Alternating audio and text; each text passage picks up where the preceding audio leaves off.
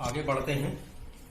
Real number में जो हमने बात आगे करनी है वो क्या है, रैशनल नंबर और इरेशनल नंबर, इन दो नंबर्स को मिला करके रियल नंबर बनता है, ये हमने देखा हुआ है। और अभी अगर हम डिफाइन करेंगे रैशनल नंबर और इरेशनल नंबर को, तो what is the definition of rational number? Rational number is a number which can expressed in the form of p upon q, right? Okay. And what about irrational number? Irrational number is a number which cannot expressed in the form of p upon q. So we can say that irrational number p upon q के form में है तो ठीक, और अगर वो p upon q के form में नहीं है तो वो इरेशनल नंबर है। तो इरेशनल नंबर का कॉन्सेप्ट बहुत ज्यादा क्लियर नहीं आता है, उसको हम लोग एक एग्जांपल से समझते हैं। Suppose we have a number √2।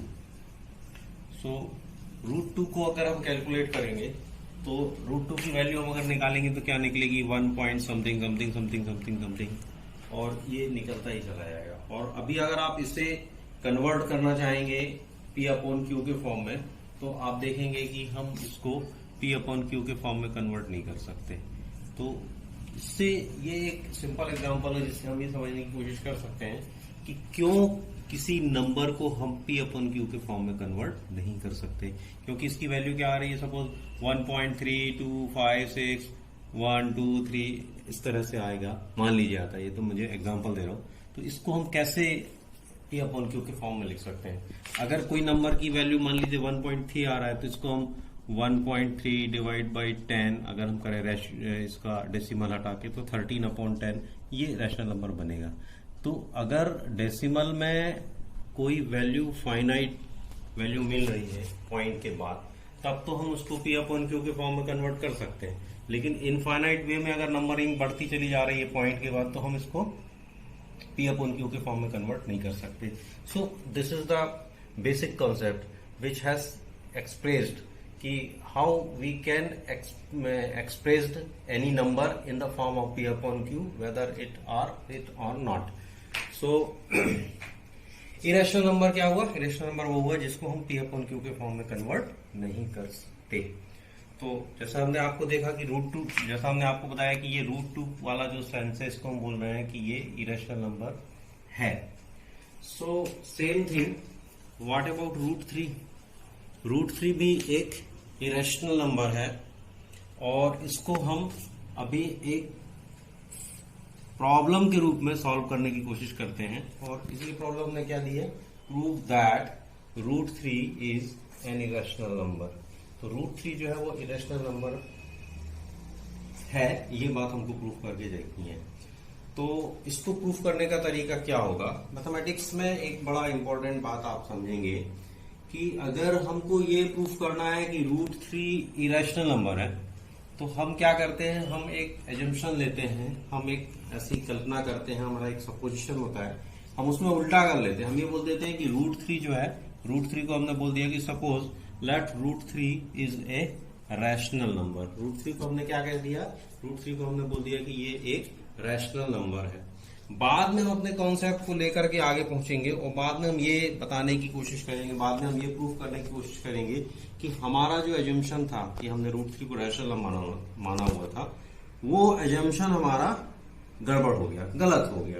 यदि ऐसा एजम्पशन हमारा गलत हो गया तो फिर सही क्या है? फिर सही ये है कि √3 जो है वो इरेशनल नंबर है। इसी पैटर्न पर हम इस प्रॉब्लम को सॉल्व करने की कोशिश करते हैं। तो सबसे पहले हमने क्या एजम्पशन लिया? हमने एजम्पशन लिया कि let √3 is a rational number. हमने √3 को क्या बोल दिया? प्रूफ करना था कि ये इरेशनल नंबर है, हमने मान लिया कि ये एक रैशनल नंबर है। ओके, अगर ये रैशनल नंबर है दैट मीन्स क्या कि we can write this number in the form of p upon q। ये भी सही है। अगर आप रैशनल नंबर मानोगे तो इसको हम क्या कर सकते हैं, p अपॉन q के फॉर्म में रख सकते हैं। यहां पर जो p अपॉन q का फॉर्म है, इसके बारे में क्या होना चाहिए? इसके बारे में हमको ये पता होना चाहिए कि both p and q are integers. होता ही है ऑब्वियसली। हम ये भी जानते हैं रैशनल नंबर की डेफिनेशन से कि q is not equal to 0, क्योंकि q अगर इक्वल टू 0 हो जाएगा तो वैल्यू हमारी इनफाइनाइट हो जाएगी। एंड यहां पर एक और बात हमको लेना है, वो क्या लेना है, and also let P and Q be coprime. ये P और Q को कैसा होना चाहिए, को प्राइम होना चाहिए। को प्राइम का मतलब क्या होता है, को प्राइम का मतलब ये हुआ कि उन दोनों नंबर्स में, P में भी और Q में भी, उन दोनों नंबर्स में कोई भी ऐसा फैक्टर नहीं होना चाहिए जो कॉमन हो। कॉमन हो, इसको हम एक एग्जांपल से समझ सकते हैं। Suppose we have a number 3/6। So 3/6 को हम क्या लिख सकते हैं, हम इसको लिख सकते हैं 3 multiplied by 1 divided by 3 multiplied by 2। इन दोनों का कॉमन फैक्टर कौन हुआ, 3 और 3, तो वैल्यू हमारी फाइनली क्या आई, 1/2। तो 3/6 को प्राइम नहीं है। क्यों नहीं है, क्योंकि इनमें 3 और 3 कॉमन फैक्टर था। 3 और 3 जो है रिड्यूस हो रहे थे डिनोमिनेटर से भी और न्यूमरेटर से भी। बट 1/2 इज ए को प्राइम। 1/2 को प्राइम क्यों हुआ, क्योंकि अब इन दोनों में कोई भी ऐसी वैल्यू नहीं है, डिनोमिनेटर में भी न्यूमरेटर में, जो कॉमन हो। सो this is the meaning of को प्राइम। तो P/Q किस तरह का फॉर्म है, P/Q 3/6 टाइप का नहीं है, बल्कि 1/2 टाइप का है। मतलब को प्राइम है, P और Q में कोई भी वैल्यू एक दूसरे को रिड्यूस नहीं करेगी, या नॉर्मल बात हम ये कह सकते हैं, P और Q में ऊपर और नीचे, डिनोमिनेटर और न्यूमरेटर में कोई भी पार्ट कॉमन नहीं होगा जो उसको एक दूसरे से रिड्यूस करता हो, एक दूसरे को वो काटता हो। Okay, so P/Q is equal to √3। Okay, अभी हम अगर इसकी स्क्वायरिंग करेंगे तो क्या होगा, बोथ साइड स्क्वायरिंग किया तो P/Q square is equal to √3 square. That means P square upon Q square is equal to 3। √3 का स्क्वायर हो गया 3, P का स्क्वायर हो गया P स्क्वायर, Q का स्क्वायर हो गया Q स्क्वायर। ओके, सो अगर हम इसमें क्रॉस मल्टीप्लीकेशन करें तो Q square multiplied by 3, we find here P square is equal to 3Q square. P square is equal to 3Q square. P and Q are integers and P square is equal to 3Q square. That means P square is the factor of 3. तो P square is the factor of 3. Factor of 3 का मतलब क्या हुआ, factor of 3 का मतलब ये हुआ, it means P square जो है वो क्या करेगा, divided by 3 होगा। P square divided by 3 होगा। अगर डिवाइडेड बाई 3 नहीं होगा तो फिर Q स्क्वायर कैसा हो जाएगा, Q स्क्वायर इंटीजर नहीं रह जाएगा। इसलिए हम ये कह सकते हैं कि P square divided by 3। That means P square is the factor of 3। That means P is the factor of 3। P जो है वो भी क्या होगा, 3 से डिवाइड होगा। अगर P स्क्वायर डिवाइड हो रहा है 3 से, तो P भी क्या हो जाएगा, 3 से डिवाइड हो जाएगा। P डिवाइडेड बाई 3, ये जो हमको बात मिली है P square is equal to 3 square, this is our first equation. Okay, अच्छा, अभी आगे बढ़ते हैं। P is the factor of 3. That means P should be right as a P equal to multiple of 3. That means P is equal to 3a. ये बात जो है clear होनी चाहिए कि अगर फैक्टर है तो उसका क्या मतलब हुआ। जैसे मान लीजिए हम लिखते हैं 6 इज ए नंबर, और अगर हम इसको लिखें 3/2, तो 6 can be expressed in 3 multiplied by 2, तो 3 is the factor of this number 6। Similarly अगर P डिवाइड हो रहा है 3 से, दैट मीन्स 3 मल्टीपल में होगा, P को हम 3 के मल्टीपल में लिख सकते हैं, तो P is equal to 3a। अभी अगर हम इसका स्क्वायर करें तो क्या हो जाएगा, तो ये हो जाएगा P square is equal to 9a square. अभी by the equation number 1, see here P square is equal to 3Q square. P square की वैल्यू किसके इक्वल में है, 3Q स्क्वायर के। So in place of P square we put 3Q square, then our equation will be 3Q square is equal to 9a square. That means अगर हम 3 से इसको divide करेंगे तो Q square is equal to क्या हो जाएगा, Q square is equal to 3a square हो जाएगा।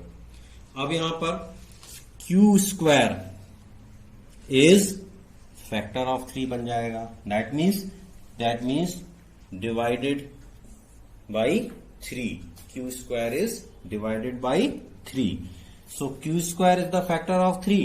That means Q is also the factor of 3. This is our second equation.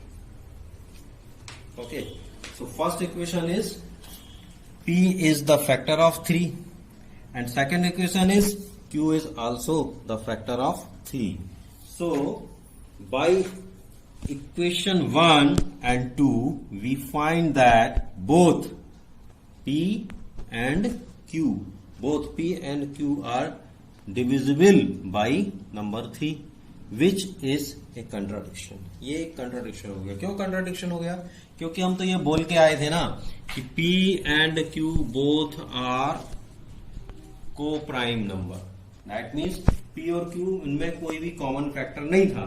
यहां पर हम देख रहे हैं कि P में एक फैक्टर 3 मिल रहा है, यहां पर हमको Q में एक फैक्टर 3 मिल रहा है. तो जब हमने P अपॉन Q में कोई भी कॉमन फैक्टर नहीं था और अभी हमारे बाई इक्वेशन नंबर 1 और बाई इक्वेशन नंबर 2 हमको मिल रहा है कि P और Q जो है दोनों डिविजिबल बाई 3 हैं, दैट मीन्स ये हमारा एक कंट्राडिक्शन है. और कंट्राडिक्शन होने से क्या होगा, हमारे अज्यूमशन में प्रॉब्लम आया. जो हमने माना था, क्या माना था हमने कि √3 इज ए रैशनल नंबर. ये अजम्पशन हमारा इस कंट्रावर्सी की वजह से, इस कंट्राडिक्शन की वजह से गलत हो गया. That means our assumption is that both P and Q are coprime. ये हमारा एजम्पशन था, ये हमारा एजम्पशन गलत हो गया.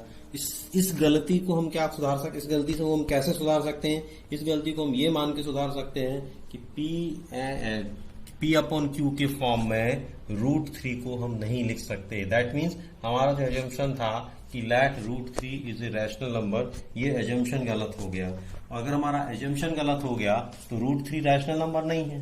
तो √3 अगर रैशनल नंबर नहीं है तो √3 क्या होगा? And we can say that √3 is a irrational number. So we can say that √3 is an irrational number. ठीक है, आइए कुछ और एग्जाम्पल लेते हैं. कुछ एग्जाम्पल्स देखते हैं. सबसे पहले तो एक्सरसाइज 1.3 में देखिए इस तरह के क्वेश्चन है. फर्स्ट क्वेश्चन है prove that √3 is a irrational number. ये हम आपको होमवर्क में दे रहे हैं. आपको पता है √3 रैशनल नंबर को प्रूव करने के लिए आप वही काम करेंगे जो हमने इसके पहले किया हुआ है. क्या पहले किया हुआ था? √5 को इरेशनल नंबर प्रूव किया हुआ था. तो √5 जिस तरह से हमने इरेशनल नंबर प्रूव किया था, सेम उसी प्रोसेस में आपको √3 को भी इरेशनल नंबर प्रूव करना है. आप इसे करके देखिए. सेकेंड एग्जाम्पल देखिए. अगर 3 + 2√5 जैसा कोई नंबर दिया होता है और बोला जाता है कि इस नंबर को इरेशनल नंबर प्रूव कीजिए, तो ये कैसे करते हैं इसको हम लोग सीखने की कोशिश करेंगे. अभी आप देखिए रूट लगा हुआ है और उसके अंदर कोई रैशनल नंबर दिया हुआ है, उसका कॉम्बिनेशन के साथ नंबर देख के आ रहा है. तो 3 + 2√5 को हम देख सकते हैं. सिमिलरली अगर एग्जाम्पल इस तरह का आ गया, क्वेश्चन नंबर 3 को देखिए. क्वेश्चन नंबर 3 का part 1/√2 is an irrational number. तो 1/√2 इरेशनल नंबर कैसे बनेगा ये भी हम देखेंगे. फिर इसके सेकंड क्वेश्चन को देखिए 7√5, इसको ये इरेशनल नंबर कैसे बनेगा ये भी हम देखने की कोशिश करेंगे. फिर यहाँ पर देखिए थर्ड वाले में 6 + √2, ये कैसे इरेशनल नंबर है ये भी हम जानने की कोशिश करेंगे. तो ये सारे के सारे नंबर्स जिसको हम कैसे इरेशनल नंबर प्रूव करते हैं ये हम इस एक्सरसाइज में करने की कोशिश करते हैं. ठीक है, तो सबसे पहले तो √3 कैसे इरेशनल नंबर होगा? वैसे ही होगा जैसे √5 होता है. ये हम आपको ऑलरेडी होमवर्क में दे चुके हैं. सेकंड क्वेश्चन को देखिए 3 + 2√5, इसको हमको इरेशनल नंबर प्रूव करना है. सेम प्रोसेस रहेगा, एक पूरा पैटर्न वही है. Let 3 + 2√5 is a rational number. कैसा rational number? Which is in the form of P upon Q, where Q is not equal to 0 and P and Q are co-prime. ये बिल्कुल वही है जैसा हमने पहले किया था. तो इनको हमने P अपॉन Q के फॉर्म में ले लिया. Q not equal to 0 है, P और Q जो है वो co-prime है. co-prime आपको याद आ रहा है? co-prime वर्ड, co-prime से मतलब क्या है? co-prime से मतलब यह है कि P और Q को हम और भी ज्यादा रिड्यूस नहीं कर सकते. दोनों न्यूमरेटर और डिनोमिनेटर में कोई भी कॉमन फैक्टर नहीं है. That is co-prime. ओके, अभी यहां पर देखिए क्या किया. 3 + 2√5 को P अपॉन Q के फॉर्म में लिया जैसा हम पहले एग्जांपल में भी लेते थे. ये 3 जो है इसको ट्रांसपोज किया. 2√5 = P - Q, P upon Q - 3, ये इस फॉर्म में आ गया. एलसीएम ले लिया तो ये हो गया p minus 3q divide by q. So 2√5 is equal to p minus 3q divide by q. Okay, see here √5 is equal to, ये 2 को हमने क्या किया, बाई क्रॉस मल्टीप्लीकेशन नीचे लेके गए, तो √5 is equal to p minus 3q divide by 2q. इस तरह से हो गया. अब आप देखिए ये जो लेफ्ट हैंड साइड है इसको हमने क्या कर लिया है, √5 के फॉर्म में ले लिया है. ये बात बहुत समझने की है, ये सारे एग्जाम्पल में हमको यही करना है. तो √5 is equal to p minus 3q divide by 2q. अब हम इसमें एक लाइन लिखते हैं, since √5 is a irrational number. कैसे, हमने प्रूफ किया हुआ है. तो अगर √5 इरेशनल नंबर है तो उसके इक्वल में जो राइट हैंड साइड में वैल्यू है that is p minus 3q divide by 2q. This is also a irrational number. अब ये इरेशनल नंबर हो गया तो ये वैल्यू किसका सॉल्यूशन है, ये है 3 प्लस 2√5 का. तो हमको तीसरी लाइन लिखनी है, 3 plus 2√5 is a irrational number. बस इतना सा काम हमको करना है. तो अभी आप देख सकते हो कि हमने क्या किया, 3 प्लस 2√5 को प्रूफ करने के लिए हमने क्या किया, लेफ्ट हैंड साइड में रूट वाली वैल्यू को बचाया, बाकी सबको राइट हैंड साइड में लेकर के गए और इस तरह से हमने उसको इरेशनल नंबर प्रूफ किया है. सिमिलरली क्वेश्चन नंबर 3 का फर्स्ट पार्ट देखिए, 1/√2. 1/√2 इज एन इरेशनल नंबर. इसको भी हम किस तरह सॉल्व करेंगे, देखिए 1/√2 is equal to p upon q का फॉर्म ले लिया, दोनों का स्क्वायरिंग किया तो 1/√2 square is equal to p upon q square. That means 1/2 is equal to p square upon q square. So p square is equal to 2q square. देखिए ये भी उसी फॉर्म में आया जिस फॉर्म में हमने प्रीवियस क्लास में √3 का निकाला था ना. तो p square is equal to 2q square हुआ. ये हम आपको होमवर्क में दे रहे हैं. यहाँ पर एक क्लैरिफिकेशन देना चाहते हैं, √3 इज ए इरेशनल नंबर. ये तो अभी अपने इसको प्रूफ कर ही चुके हैं ऑलरेडी. तो मेरा जो होमवर्क है वो आपके लिए क्या है, √5 को लेके कि √5 जो है ये इरेशनल नंबर है, इसको प्रूफ करना है. √3 तो हम ऑलरेडी इसको सॉल्व कर चुके हैं. Okay, so 1/√2 is an irrational number, ये भी आप कर सकेंगे. अभी देखिए 7 इंटू √5, 7 इंटू √5 को कैसे प्रूफ किया जाएगा, तो देखिए कितना सिंपल है. 7 into √5 is equal to p upon q. So √5 is equal to p upon 7q. इन सारे क्वेश्चंस में आप एक बात देख पा रहे हैं, सारे क्वेश्चंस में एक इंपॉर्टेंट बात क्या चीज है, वो ये है कि हमको लेफ्ट हैंड साइड में अंडर रूट वाली नंबर को रखना है, बाकी सारी चीजों को हमको राइट हैंड साइड में पहुंचाना है. सो 7√5 में हमने क्या किया, √5 is equal to p upon 7q. अब हम क्या करेंगे, √5 को हम जानते हैं कि √5 is a irrational number. So p upon 7q is also irrational number. तो अगर p upon 7q irrational number है दैट मीन्स क्या हुआ, 7√5 इज ए इरेशनल नंबर.